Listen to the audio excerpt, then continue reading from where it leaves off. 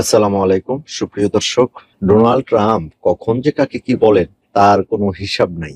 উনি এবার কি বলেছেন, রাশিয়ার প্রেসিডেন্ট ভ্লাদিমির পুতিনকে বললেন যে সম্পূর্ণ পাগল হয়ে গেছেন পুতিন। কে বলেছে? ট্রাম্প বলেছে। আসলে লোকটার এই কথা হাস্যরস তৈরি করে মনে হয়।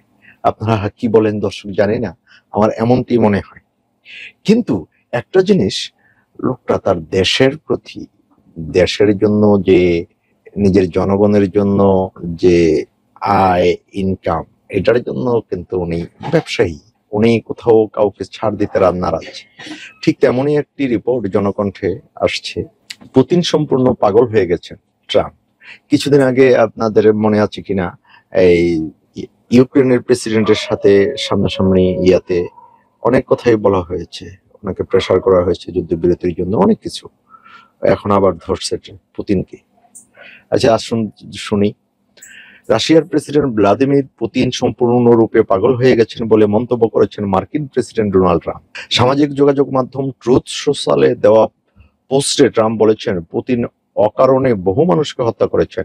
এক প্রতিবেদনে মার্কিন সংবাদ মাধ্যম সিএনএন নিউজে এই তথ্য জানায়। ট্রাম্প সতর্ক করেছেন যে মস্কো যদি পুরো ইউক্রেন দখলের চেষ্টা করে তাহলে এটি রাশিয়া পতনের দিকে পরিচালিত করবে। ট্রাম্প লিখেছেন, রাশিয়ার ভ্লাদিমির পুতিনের সঙ্গে আমার সম্পর্ক বরাবরই খুব ভালো, কিন্তু তার কিছু একটা হয়েছে। মার্কিন প্রেসিডেন্ট আরো লিখেছেন, তিনি অকারণে অনেক মানুষকে হত্যা করেছেন, আর আমি শুধু সেনাদের কথা বলছি না। কোনো কারণ ছাড়া ইউক্রেনের শহরগুলোতে ক্ষেপণাস্ত্র এবং ড্রোন নিক্ষেপ করা হচ্ছে। পুতিনকে ড্রোন হামলায় হত্যার চেষ্টা করছে ইউক্রেন। রাশিয়ার প্রেসিডেন্ট ভ্লাদিমির পুতিন ইউক্রেনের একটি হত্যা প্রচেষ্টায় লক্ষ্যবস্তু ছিলেন বলে অভিযোগ উঠেছে। একজন রুশ সামরিক কর্মকর্তার দাবি, গত 20 মে কুরস্ক অঞ্চলে ইউক্রেনের ড্রোন হামলার কেন্দ্রস্থল ছিল পুতিনের হেলিকপ্টার।